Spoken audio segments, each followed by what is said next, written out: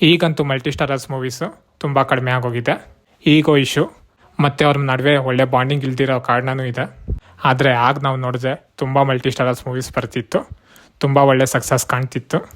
Doctor Shivarajkumar ಇವರು doctor Rajkumar ಅವ್ರ ಕಾಲದಿಂದನೂ ಈಗಿನ ಎರವರೆಗೂ ಸಕ್ಸಸ್ ನೋಡ್ತಾನೆ ಬಂದಿದ್ದಾರೆ. ಈ ನಡುವೆ ತುಂಬ ಹೀರೋಸ್ ಬಂದಿದ್ದಾರೆ ಹೋಗಿದ್ದಾರೆ. ಆದರೆ ಶಿವಣ್ಣ ಅವರ ಅಭಿಮಾನಿಗಳನ್ನ ರಂಜಿಸ್ತಾ ಬಂದಿದ್ದಾರೆ. ಶಿವಣ್ಣ ಅಭಿಮಾನಿಗಳಿಗೂ ಡಿಸಪಾಯಿಂಟ್ ಮಾಡಿಲ್ಲ, ಅಭಿಮಾನಿಗಳು ಶಿವಣ್ಣ ಕೈ ಬಿಟ್ಟಿಲ್ಲ. ಅವರು ತುಂಬಾ ಮಲ್ಟಿ ಸ್ಟಾರರ್ ಮೂವೀಸಲ್ಲಿ ಆ್ಯಕ್ಟ್ ಮಾಡಿದ್ದಾರೆ. ಅವ್ರು ಮಾಡಿರೋ ಮೂವಿ ಲಿಸ್ಟು ನಾವು ನೋಡಿದ್ರೆ ಡಾಕ್ಟರ್ ರಾಜ್ಕುಮಾರ್ ಅವ್ರ ಜೊತೆ ಕಾಣಿಸ್ಕೊಂಡಿದ್ದಾರೆ. ಮತ್ತು ಪುನೀತ್ ರಾಜ್ಕುಮಾರ್ ಮತ್ತು ಶಿವರಾಜ್ಕುಮಾರ್ ಇವರಿಬ್ರು ಜೊತೆಲಿ ನೋಡಬೇಕು ಅಂತ ತುಂಬ ಜನದ ಆಸೆ ಇತ್ತು, ಅದು ಆಗಲಿಲ್ಲ. ಆದರೆ ಶಿವಣ್ಣ ಅವರ ಬೇಡರ ಕಣ್ಣಪ್ಪ ಚಿತ್ರದಲ್ಲಿ ಶಿವಣ್ಣ ಅವರು ಚೈಲ್ಡ್ಹುಡ್ ಕ್ಯಾರೆಕ್ಟರು ಪುನೀತ್ ರಾಜ್ಕುಮಾರ್ ಅವರೇ ಪ್ಲೇ ಮಾಡಿರೋದು.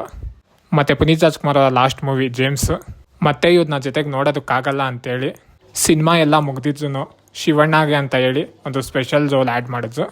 ಮತ್ತು ಆಸೆಗೊಬ್ಬ ಮೀಸೆಗೊಬ್ಬ ಈ ಸಿನಿಮಾದಲ್ಲಿ ರಾಘವೇಂದ್ರ ರಾಜ್ಕುಮಾರ್ ಮತ್ತು ಶಿವರಾಜ್ಕುಮಾರ್ ಇವರಿಬ್ರನ್ನ ಜೊತೆಲಿ ನೋಡ್ಬೋದು.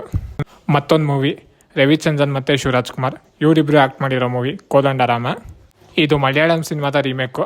ಇದನ್ನು ಡೈರೆಕ್ಟ್ ಮಾಡಿರೋದು ರವಿಚಂದ್ರನ್ ಅವರೇ. ಇದರಲ್ಲಿ ಇವರಿಬ್ಬರು ಫ್ರೆಂಡ್ಸ್ ಕ್ಯಾರೆಕ್ಟರ್ ಆಗಿ ಪ್ಲೇ ಮಾಡಿದ್ದಾರೆ. ಶಿವಣ್ಣ ಏನಾದರೂ ಒಂದು ಮಲ್ಟಿ ಸ್ಟಾರರ್ ಮೂವಿ ಮಾಡ್ತಿದ್ದಾರೆ ಅಂದರೆ ಅದನ್ನು ನೀಟಾಗಿ ಬ್ಯಾಲೆನ್ಸ್ ಮಾಡ್ಕೊಂಡು ಹೋಗಬೇಕು. ಸ್ವಲ್ಪ ಏನಾದರೂ ಹೆಚ್ಚು ಕಡಿಮೆ ಆಯಿತು ಅಂದರೆ ಏನಾಗುತ್ತೆ ಅನ್ನೋದಕ್ಕೆ ಈ ಮೂವಿ ಒಂದು ಎಕ್ಸಾಂಪಲ್ಲು. ಅದೇ ಒಂದು ರೀಸನ್ನು ಈ ಮೂವಿ ಅಂದ್ಕೊಂಡಿರೋ ರೀತಿ ಇಟ್ಟಾಗಲಿಲ್ಲ. ಮತ್ತು ಶಿವಣ್ಣ ಮತ್ತು ಉಪೇಂದ್ರ ಇವರಿಬ್ಬರು ಜೊತೆಯಾಗಿ 3-4 ಸಿನಿಮಾದಲ್ಲಿ ಆ್ಯಕ್ಟ್ ಮಾಡಿದ್ದಾರೆ. ಪ್ರೀತ್ಸೆ, ಲವಕುಶ, ಕಬ್ಜಾ ಇದರಲ್ಲಿ ಶಿವಣ್ಣ ಮತ್ತು ಕಿಚ್ಚ ಸುದೀಪ್ ಇಬ್ಬರು ಕ್ಯಾಮಿಯೋ ಆಗಿ ಪ್ಲೇ ಮಾಡಿದ್ದಾರೆ. ಇಡೀ ಸಿನಿಮಾನೇ ಒಂದು ಕಡೆ ಇದ್ದೆ, ಕ್ಲೈಮ್ಯಾಕ್ಸೇ ಒಂದು ತೂಕ. ಇದ್ರ ಪಾರ್ಟ್ 2 ಬರುತ್ತೆ ಅಂತಲೂ ಹೇಳಿದ್ರು. ಶಿವಣ್ಣ ಅವ್ರ ಬರ್ತಡೇಗೆ ಒಂದು ಪೋಸ್ಟರ್ ಕೂಡ ಬಿಟ್ಟರು, ಪಾರ್ಟ್ 2ಗೆ ಶಿವಣ್ಣ ಅವರೇ ಲೀಡ್ ಅಂತ. ಆದರೆ ಈ ಮೂವಿ ಸಕ್ಸಸ್ ಆಗಿಲ್ಲ. ಸಕ್ಸಸ್ ಏನಾದರೂ ಆಗಿದ್ರೆ ಬೇಗನೆ ಪಾರ್ಟ್ 2 ಬರ್ತಿತ್ತು. ಮತ್ತು ದಿ ವಿಲನ್ ಶಿವರಾಜ್ಕುಮಾರ್ ಅವರು ಸುದೀಪ್ ಅವರು ಆ್ಯಕ್ಟ್ ಮಾಡಿರೋ ಮೋಸ್ಟ್ ಎಕ್ಸ್ಪೆಕ್ಟೆಡ್ ಮೂವಿ ಆಗಿತ್ತಿದು. ಆದರೆ ಶಿವಣ್ಣ ಅಭಿಮಾನಿಗಳಿಗೆ ಈ ಸಿನಿಮಾ ಇಷ್ಟ ಆಗಲಿಲ್ಲ. ಆಗ ಏನಾಯಿತು ಅಂತ ಎಲ್ರಿಗೂ ಚೆನ್ನಾಗಿ ಗೊತ್ತು. ಪೊಲೀಸರೆಲ್ಲ ಇನ್ವಾಲ್ವ್ ಆಗೋ ರೀತಿ ಗಲಾಟೆ ಆಯಿತು. ಮೂವಿ ಎಕ್ಸ್ಪೆಕ್ಟೇಷನ್ ಇರೋದ್ರಿಂದ ಓಪನಿಂಗು ಹೈಯೆಸ್ಟ್ ಕಲೆಕ್ಟೆಡ್ ಮೂವಿಯಾಗಿ ಹೊರಬಂತು. ಆದರೆ ಶಿವಣ್ಣ ಫ್ಯಾನ್ಸ್ಗೆ ಇಷ್ಟ ಆಗದೆ ಇರೋ ಕಾರಣದಿಂದ ಈ ಮೂವಿ ಅಂದ್ಕೊಂಡಿರೋ ರೀತಿ ಸಕ್ಸಸ್ ಕಂಡಿಲ್ಲ. ಶಿವಣ್ಣ ಶ್ರೀಮುಡ್ಲಿ ಇವರಿಬ್ಬರು ಆ್ಯಕ್ಟ್ ಮಾಡಿರೋ ಮೂವಿ ಮಫ್ತಿ. ಈ ಸಿನಿಮಾದಲ್ಲಿ ಶಿವಣ್ಣ ಅವರು ಇಂಟರ್ವೆಲ್ ಆದಮೇಲೆ ಬಂದ್ರೂ ಇದರ ಸುತ್ತು ಕತೆ ಓಡೋದೆ ಭೈರತಿ ರಣಗಲ್ ಅನ್ನೋ ಕ್ಯಾರೆಕ್ಟರ್ ಮೇಲೆ. ಶಿವಣ್ಣ ಅವ್ರನ್ನ ಕರೆಕ್ಟಾಗಿ ಹ್ಯಾಂಡಲ್ ಮಾಡಿದ್ರೆ ಅವ್ರ ಸ್ಕ್ರೀನ್ ಪ್ರೆಸೆಂಟ್ಗಿರೋ ಪವರ್ ಏನು ಅಂತ ಮತ್ತೊಂದು ಸರಿ ಈ ಸಿನಿಮಾದ ಮುಖಾಂತರ ತೋರಿಸ್ಕೊಟ್ರು. ಯಾವುದೇ ಒಂದು ಆ್ಯಕ್ಷನ್ಸು ಫೈಟಿಂಗ್ಸು ಏನೂ ಇಲ್ದಿರ ಬರೀ ಕುಚ್ಚಾಗ್ದಲ್ಲೇ ಕಣ್ಣಿನ ಮುಖಾಂತರ ಆ್ಯಕ್ಟಿಂಗ್ ಅಂದರೆ ಏನಂತ ತೋರಿಸ್ಕೊಟ್ರು. ಅದೇ ರೀತಿ ಈ ಭೈರತಿ ರಣಗಲ್ ಕ್ಯಾರೆಕ್ಟರ್ಗೆ ಇದ್ದಿದ್ದು ಹೈಪಿಂದ ಅದರ ಪ್ರೀಕ್ವೆಲ್ ಕೂಡ ಮಾಡಿದ್ರು. ಮಫ್ತಿ ಇಂಟರ್ವೆಲ್ ಕ್ರೇಜ್ನ ಯಾವುದು ಬ್ರೇಕ್ ಮಾಡೋಕ್ಕಾಗಲ್ಲ ಅಂದ್ಕೊಂಡಿದ್ರು. ಆದರೆ ಭೈರತಿ ರಣಗಲ್ ಸಿನಿಮಾದಲ್ಲಿರೋ ಇಂಟರ್ವೆಲ್ ಸೀನು ಆ ಕ್ರೇಜ್ನ ಮತ್ತೆ ಕ್ರಿಯೇಟ್ ಮಾಡ್ತು. ಆ ಪಾತ್ರಕ್ಕಿರೋ ಬೆಲೆನ ಇನ್ನೂ ಜಾಸ್ತಿ ಮಾಡ್ತು. ಮತ್ತು ಶಿವಣ್ಣ ಅವರು ಮತ್ತೊಂದು ಸಿನಿಮಾ ಜೋಡಿ. ಈ ಸಿನಿಮಾದಲ್ಲಿ ಜಗ್ಗೇಶ್ ಅವರು ಸಪೋರ್ಟಿಂಗ್ ರೋಲಾಗಿ ಪ್ಲೇ ಮಾಡಿದ್ದಾರೆ.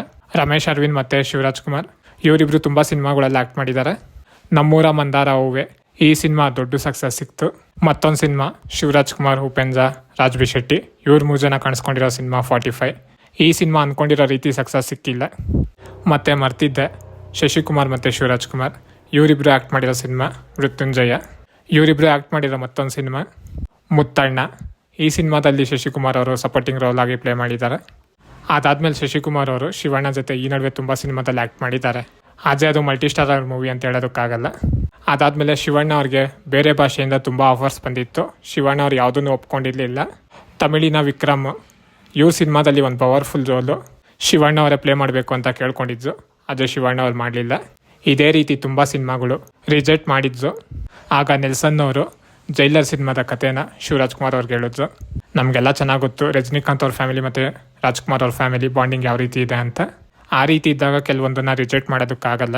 ಮತ್ತು ನೆಲ್ಸನ್ ಅವ್ರಿಗೆ ಯಾಕೆ ಈ ರೋಲ್ನ ಶಿವರಾಜ್ಕುಮಾರ್ ಅವರೇ ಪ್ಲೇ ಮಾಡಬೇಕು, ಇದನ್ನು ಅವ್ರು ಮಾಡಿದ್ರೆ ಈ ರೀತಿ ಸಕ್ಸಸ್ ಸಿಗುತ್ತೆ ಅಂತ ಯಾಕೆ ಶಿವಣ್ಣನ ಸೆಲೆಕ್ಟ್ ಮಾಡಿದ್ರು ಅಂದರೆ ಇದರಿಂದ ಇನ್ನೊಂದು ಕತೆ ಇದೆ. ಅದಕ್ಕೆ ನಾನು ಸಪ್ರೇಟ್ ವೀಡಿಯೋ ಮಾಡ್ತೀನಿ. ಏನಾದರೂ ಬೇರೆ ಇಂಡಸ್ಟ್ರಿಗೆ ಎಂಟ್ರಿ ಕೊಟ್ಟರೆ ಯಾವ ರೀತಿ ಇರಬೇಕು ಅಂತ ಶಿವಣ್ಣ ಅವರು ಜೈಲರಿಂದ ತುಂಬ ಚೆನ್ನಾಗಿ ತೋರಿಸ್ಕೊಟ್ಟಿದ್ದಾರೆ. ಅವರು ಒಂದು ಚಿಕ್ಕ ಸ್ಕ್ರೀನ್ ಪ್ರೆಸೆಂಟ್ಸು ಹೀರೋನೇ ಓವರ್ಶೇಡ್ ಮಾಡಿದ.